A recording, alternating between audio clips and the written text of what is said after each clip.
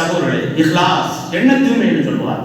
சொல்லால், செயலால், நடத்தையால், அசைவுகளால், ரகசியங்களால், வெளிப்படைகளால் அனைத்தும் அல்லாஹ்வுக்காக என்று மாறுவதுதான் இஹ்லாஸ். நம்முடைய சொல், செயல், நடத்தை, அசைவு, ரகசியம், வெளிப்படையான உணர்வுகள் எல்லாம் அல்லாஹ்வுக்காக வேண்டி இருக்க வேண்டும். ஒன்றை செய்யும் போது இஹ்லாஸ் என்றாலும் ஒன்றை செய்யும் போது படைப்புகளுடைய முகம் மறைந்து படைத்தவனின் நினைவுக்கு வர அதுதான் இஹ்லாஸ். இஹ்லாஸ் என்பதை குறித்து அல்லாஹ் என்ன சொல்கிறான்? பால் போல் என்று சொல்றான். பால் மின் பைனி ஃபர்ஜின் முதமின் லபனன் ஹாலிசன் சாயிமன் லிஷாரிபின், இரத்தத்திற்கும் சாணத்திற்கும் இடையிலிருந்து அருந்துவதற்கு இன்பமான ஒரு பாகத்தை நான் தருகிறோம் என்கிறான். ஹாலிஸ், ஹுலூஸ், இஹ்லாஸ், எண்ண தூய்மை. இரத்தம் சிவப்பாக இருக்கிறது, பாலில் அந்த சிவப்பு நிறம் தெரிவதில்லை. சாணம் கெட்டவாடை வீசுகிறது, பாலில் அந்த கெட்டவாடை வீசுவதில்லை.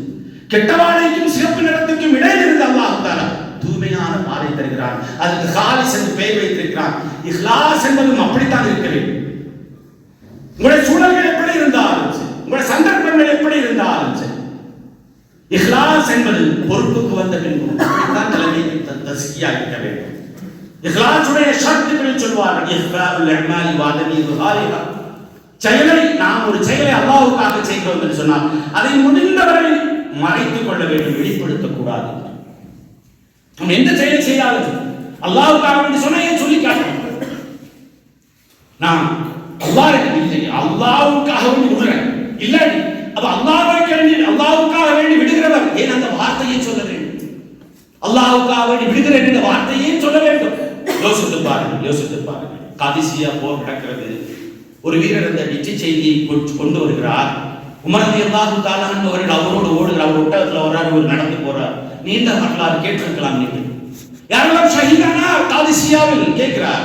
இன்னார் தெரியும், அவர்கள் எல்லாம் உமருக்கு தெரியும். அடுத்ததாக யாரெல்லாம்? அடுத்து இன்னாரின் அவர் ஒட்டகத்தில் போறார். அவருக்கு அமீர் முஃமினீன் உமர் தான் இவர் என்று தெரியாது. மீண்டும் கேட்கிறார் உமர், யாரெல்லாம்? அவர் திருப்பி பார்த்து விட்டு சொன்னார், யாரெல்லாம் ஷஹீதானார் என்று அந்த பேர்களை எல்லாம் சொன்னார். உமக்கு தெரியுமா? உமக்கு தெரியும். புதிய ஆட்கள் தலைவர் என்ன சொல்லி இருக்க வேண்டும்? நீங்கள் என்ன சொல்லி இருக்க வேண்டும்? உமர் உடனடியாக நிறுத்துறார். நான் யார் தெரியுமா என்றல்லவா சொல்லி இருக்க வேண்டும்? இல்லை. அவர் குலுங்கி அழுதார். உமர் ரலியல்லாஹு தஆலா, எனக்கு தெரியாவிட்டால் என்ன, என்னையும் முன்னையும் படைத்த அல்லாஹ்வுக்கு தெரியும், அனுபவம் என்று சொல்லியிருக்கிறார். என்னையும் முன்னையும் படைத்த அல்லாஹ்வுக்கு தெரியும், அது போதும். இது நான் தலைவர், நான் அமீர் முஃமினீன் கேட்டா சொல்ல மாட்டியா என்று அவர் சொல்லவில்லை. அருமை சகோதரர், உமர் ரலியல்லாஹு தஆலா அவருடைய சகோதரர் இருந்தார், ஸைத் ரலியல்லாஹு தஆலா. ஸைத் ஒரு போரில் அந்த ஸைதை ஒரு குறைஷி வீரன் கொலை செய்கிறான். ஸைத் மிக அன்புக்குரியவர், உமருக்கு மிக நேசத்துக்குரியவர், சொந்த அண்ணன். அவரை கொண்டார். முடிஞ்சிச்சு சாப்டர். அவர் காதிசியா போர் வருகிறது. அந்த காதிசியா போருக்கு முன்னாடியே அவர் அந்த கொன்ற குறைஷி வீரர் இஸ்லாத்தை தழுவுகிறார். எப்படி இருக்கு யோசிச்சு பாருங்க. காதிசியா போரில் அந்த வீரர் கலந்து கொள்கிறார். கனிமத் என்று சொல்லப்படக்கூடிய போர் செல்வத்துடைய பங்கை வாங்குவதற்காக வரிசையில் மக்கள் நிற்கிறாங்க. அது அந்த நபரும் இருக்கிறார். யார்? ஸைதை கொண்டு அந்த நபரும் இருக்கிறார். அவருடைய அந்த வரிசை வருகிறது. உமர் ரலியல்லாஹு தஆலா நல்லா தெரியும், அவர் மறக்கல. நீர்தானே என் அண்ணனை கொண்டவர், ஸைதை கொண்டவர். சொன்னார், ஏன் கொன்றாய்? நான் அப்போது குஃப்ரில் இருந்தேன், அப்போது காஃபிராக இருந்தேன். நீங்கள் இப்படி நினைத்து பாருங்கள். அல்லாஹ் எங்களை பார்த்தால் என்ன நினைப்பான்? சொர்க்கத்தில். கொன்றவரும் சொர்க்கத்தில், கொலை செய்யப்பட்டவரும் சொர்க்கத்தில். எப்படி யோசித்து பாருங்கள். இப்படியெல்லாம் நீங்கள் யோசிக்க வேண்டும். உமர் கேட்டார், இருந்தாலும் எப்படிப்பா உனக்கு மனசு வந்துச்சு? அவர் ரொம்ப நல்லவர், உனக்கு தெரியுமே என்று சொல்லிட்டார். ரெண்டு பேரும் மக்கள் தான். இவர் இவ்வாறு உமர் ரலியல்லாஹு தஆலா அவர்கள் கேட்டுக்கொண்டு இருக்கிற போது அவருக்கு டென்ஷன் இருக்கலாம் நினைக்கிறேன். அவர் கேட்டார் உமரிடத்தில், அமீருல் முஃமினீன், உமது சகோதரனை நாம் கொன்றதற்கும் எனக்கு இந்த கனிமத்து பொருளுடைய பங்கை தருவதற்கும் ஏதாவது தொடர்பு இருக்கா என்று கேட்டார். இல்லை என்று சொன்னார். அப்படி என்றால் என்னுடைய பங்கை தாருங்கள். பெண்களை போல நீங்கள் அழுகிறீர்கள், அளவில்லையா என்பது குறித்து நான் கவலைப்பட மாட்டேன், பங்கு கொடுங்க, நான் முடிந்தது. இங்க இஹ்லாஸ், அல்லாஹ்வுக்காக வேண்டி என்று சொல்லப்படக்கூடிய அந்த பண்புதான் முன்னால் ஒன்றும் சொல்லவில்லை உமர் ரலியல்லாஹு தஆலா. அல்லாஹ்வுக்காக, இறைவனுக்காக நாம் எடுத்து வைக்கிற செயல்கள் அதே பண்பை தான் உமர் ரலியல்லாஹு தஆலாவுடைய பொறுப்பாளர்களும் நடைமுறைப்படுத்தினார். காலித் பின் வலீத் ஒரு கட்டத்தில் அதிக பொருள் சேர்த்து விட்டார் என்று குற்றம் சாட்டப்படுகிறது. தன்னுடைய 2 பொறுப்பாளர்கள் அனுப்புகிறார்கள். காலித் பின் வலீதுடைய முழு சொத்தை பாதியை நேர்பாதியை கொண்டு வாருங்கள் மதீனாவுக்கு. வரலாறு நீண்டது. இங்க போனவங்க என்ன பண்ணாங்க தெரியுமா? காலித் பின் வலீத் அதுக்கு ஒத்துக்கிட்டார். அவங்க சொத்தை கணக்கு பார்த்தாங்க. பாதி பாதி பாதி எல்லாத்தையும் நேர்பாதி. அவர் சென்றதற்கு பின்னால் காலித் தன்னுடைய அருகில் இருந்த மக்களுக்கு சொன்னார், உமர் அனுப்பிய மக்கள் எவ்வளவு நேர்மையாக இருக்கிறார்கள், எவ்வளவு இஹ்லாஸோடு செயல்படுகிறார்கள் என்று கேட்டார். ஏன் அமீரே, தளபதியே, ஏன் என்ன காரணம்? என் சொத்தில் நேர் பகுதியை பங்கு வைத்து எடுத்து சென்றார்கள். என் பாதணிகளில் கூட ஒன்றை விட்டு ஒன்றை எடுத்து சென்றிருக்கிறார். என் செருப்பு ஒன்றை வச்சு போட முடியாது. நேர்பாதி. யோசித்து பாருங்கள். அப்ப இந்த இஹ்லாஸ் ஒரு பொறுப்பாளருக்கு இருக்க வேண்டும். மதீனாவுடைய பஞ்சாலை போது உமர் ரலியல்லாஹு தஆலா அவர்கள் காய்ந்த ரொட்டியையும் வெண்ணையும் மட்டுமே பல மாதங்கள் சாப்பிட்டார்கள். இப்னு மஸ்ஊத் குறிப்பிட்டு காட்டுகிறார், மதீனத்து மக்கள் இறந்து விடுவார்களோ என்று அஞ்சியதை விட அமீருல் முஃமினீன் உமர் இறந்து விடுவாரோ என்று நாங்கள் அஞ்சினோம் என்று குறிப்பிட்டு காட்டினார். கரடு முரடாக அவருடைய வயிறு சத்தமிடும். கடற்கடப் என பல மாதங்கள் காய்ந்த ரொட்டியும் வெண்ணையும் தான். ஒரு தடவை அவர் குறிப்பிட்டு காட்டுகிறார், வயிறே, நீ சத்தமிடு, சத்தமிடாமல். நீ சத்தமிடு, சத்தமிடாமல். ஆனால் பொதுமக்கள் எல்லாருக்கும் தாராளமாக உணவு கிடைக்கும் வரை உனக்கு இந்த ரொட்டியும் இந்த வெண்ணையும் தான். அருமை சகோதரர்களே, இதெல்லாம் நமக்கு முன்னிருக்கிற பாடங்கள். உஸ்மான் ரலியல்லாஹு தஆலா அவர்கள் கலகக்காரர்கள் மதீனாவை கட்டுப்பாட்டுக்குள் கொண்டு வந்த போது மிகப்பெரிய பலத்தோடு தான் இருந்தார். பலவீனமான கலீஃபாவாக இருக்கவில்லை. ஏன் அவர்களுக்கு எதிராக அவர் போர் தொடுக்கவில்லை? தன் காரணத்தால் ஒரு சொட்டு ரத்தம் கூட இந்த மதீனாவில் சிந்தக்கூடாது என்பதை தெரிவிக்கிறார். அது இஹ்லாஸ். அலி ரலியல்லாஹு தஆலா அவர்களை இப்னு முல்ஜம் என்று சொல்லப்படக்கூடிய கத்தியால் குத்துகிறார். பல நாட்கள் அதற்கு பின் உயிரோடு இருந்தார்கள். ஆனால் அலி ரலியல்லாஹு தஆலா அவர்கள் என்ன உத்தரவு போட்டார்கள்? இப்னு முல்ஜமை கைது செய்யுங்கள், அவனுக்கு உணவு கொடுங்கள், அவனை நன்றாக கவனித்துக் கொள்ளுங்கள், அவனுக்கு நீங்கள் சித்திரவதை செய்யக்கூடாது, அவனை தவிர வேறு யாரையும் நீங்கள் கொலை செய்ய அமீருல் முஃமினீன், அவனை தவிர வேறு யாரையும் நீங்கள் கொலை செய்யக்கூடாது. இஹ்லாஸ். ஒட்டக போரில் ஆயிஷா ரலியல்லாஹு தஆலா கைது செய்யப்படுகிறார். யோசித்து பாருங்கள், ஆயிஷா எதிர் தரப்பில் இருக்கிறார். ரசூலுல்லாஹி ஸல்லல்லாஹு அலைஹி வஸல்லம் மனைவி கைது செய்யப்பட்ட பெண் கைதியாக மாறுவாள் இல்லையா? நஊது பில்லாஹி மின் தாலிக். ரசூலுல்லாஹுடைய மனைவி என்ன செய்தார்கள்? ஆயிஷாவுடைய சகோதரர் அப்துல் ரஹ்மான் தன் தரப்பில் இருந்து போரிட்டவர். அவரையும் சில மக்களையும் மதீனாவை பாதுகாப்பாக ஆயிஷாவை கொண்டு சென்று விடுங்கள், அவன் அனுப்பிவிட்டு வாருங்கள்.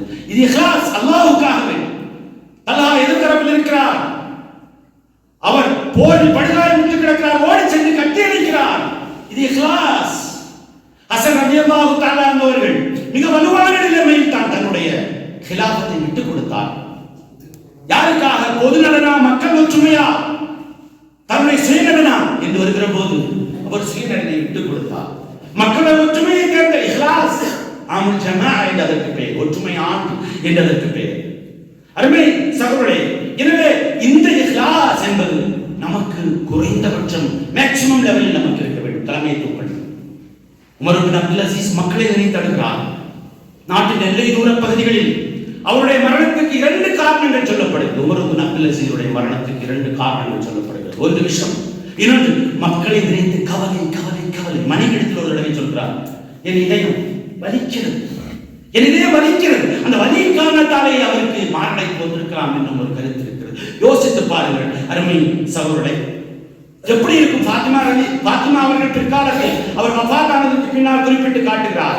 2.5 வருடங்கள் அவர் ஆட்சி செய்திருக்கிறார். அவர் ஆட்சி செய்து ஆட்சி பொறுப்புக்கு வந்ததற்கு பின்னால் ஒரு தடவை கூட நாங்கள் மகிழ்ச்சியாக இருக்கவில்லை என்று குறிப்பிட்டு காட்டுகிறார். ஒரு தடவை கூட நாங்கள் மகிழ்ச்சியாக இருக்கவில்லை, எங்களுக்கு இந்த ஹிலாபத் கிடைக்காமல் இருந்திருக்க கூடாதா என்று தேம்பி எழுதார். இதுதான் தலைமைத்துவ தஸ்கியா என்று நாங்கள் அருமை சகோதரர்களே, தலைமைத்துவ தஸ்கியா அவர் அடுத்த கட்டமாக இன்னொரு பண்புதான் நம்பகத்தன்மை. நம்பகத்தன்மை என்றால் தமக்கு ஒத்துவதுபவர்களை மட்டுமே தன் அருகில் வைத்தல். நம்பிக்கை துரோகம்.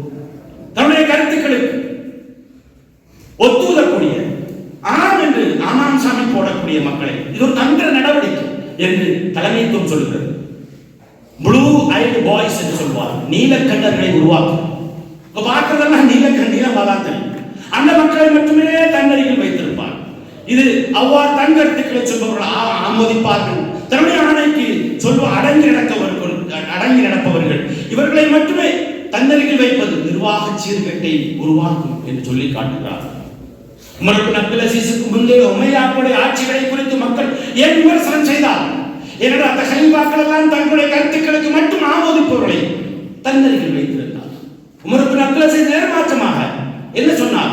ஆட்சி குறித்து ஆதாரத்தோடு யாரேனும் விமர்சனம் செய்தால் உங்களுக்கு பரிசு கிடைக்கும் என்று ஹஜ்ஜுடைய பொது மாநாட்டில், உலக பொது மாநாட்டில் அறிவிக்கிறார். யோசித்து பாருங்கள் அருமை சகோதரர்களே. எனவே இது மிக முக்கியமான ஒன்று.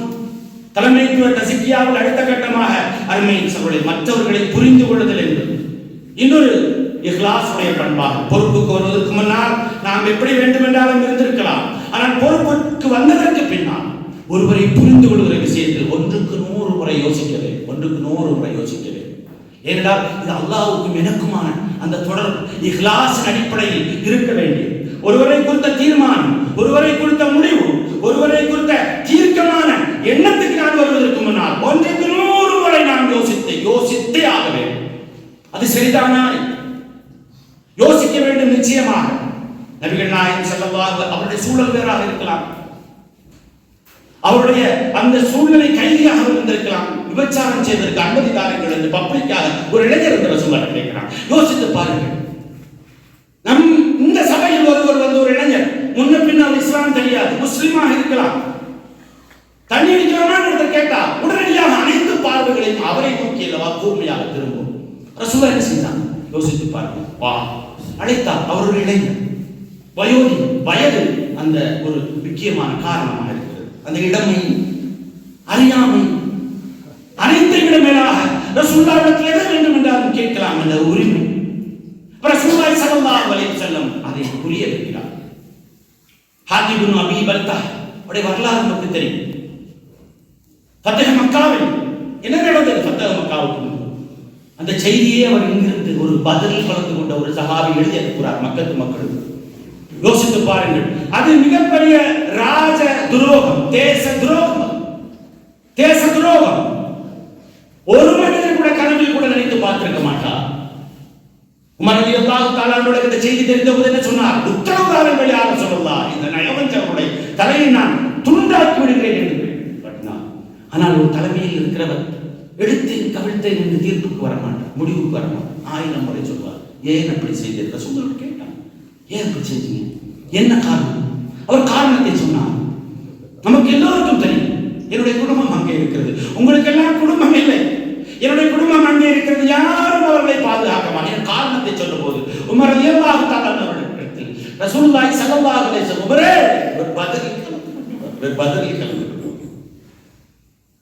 பதில் கலந்து கொண்டவருடைய முன்பாவங்களும் பின்பாவங்கள் எல்லாம் என்ன வேண்டும் என்றாலும் செய்யுங்கள் என்று அல்லாஹ் தஆலா சொல்கிறான். இல்லை யா ரசூலுல்லாஹ், இவர் நரக இல்லை, விடுங்கள் பெருமானார் ஸல்லல்லாஹு அலைஹி வஸல்லம் அவர்கள் குறிப்பிட்டிருக்கிறார்கள். இந்த சூழலை நீங்கள் புரிந்து கொள்ளுங்கள். இமாம் புகாரி ரஹ்மத்துல்லாஹி அலைஹி அவர்கள் லட்சக்கணக்கான ஹதீஸ்களை மனப்பாடம் செய்ததாக வரலாற்று குறிப்பு சொல்லி காட்டுகிறது. ஆனால் 4000 ஹதீஸ்களை தான் புகாரியில் பதிவு செய்திருக்கிறார். 4000 என்றால் கூறியது கூறல் தவறு. லட்சக்கணக்கான ஹதீஸ்கள், ஏறக்குறைய 12 லட்சம் என்று ஒரு குறிப்பு சொல்லி 12 லட்சம் ஹதீஸ்களை மரணம் செய்திருக்கிறார். 4000 ஹதீஸ்களை தான் பதிவு. ஏன் மீதி ஹதீஸ்கள் எங்கே?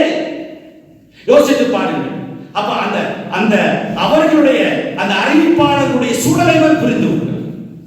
அறிவிப்பாளர் என்ன நிலைமையில் இருக்கிறார்? குறை சொல்லலையே.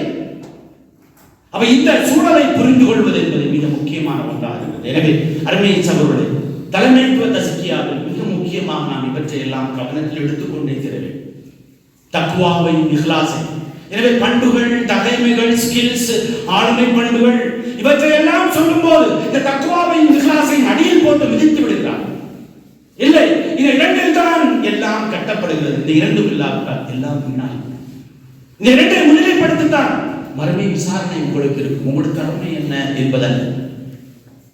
எனவே இந்த அடிப்படையில் அல்லாஹ் ஜல்ல ஷானஹு தஆலாவை இத்தகுல்லாஹ மஸ்தகாத்தும், அவ்வளவுதான். ஏந்தவரை அல்லாஹ்வை ஏற்றுங்கள். எனவே ஏந்தவரை அல்லாஹ்வை அஞ்சி தக்வாவின் அடிப்படையில், இஹ்லாஸின் அடிப்படையில் நம்முடைய பொறுப்புகளை சரிவர நிறைவேற்றுவதற்கான வாய்ப்பை உங்களுக்கும் எனக்கும் எல்லாம் அல்ல அல்லாஹ் ஜல்ல ஷானு தஆலா தந்து அருள் புரிவானாக. வாஹிர் தஅவானா அல்ஹம்துலில்லாஹி ரப்பில் ஆலமீன். அஸ்ஸலாமு அலைக்கும்.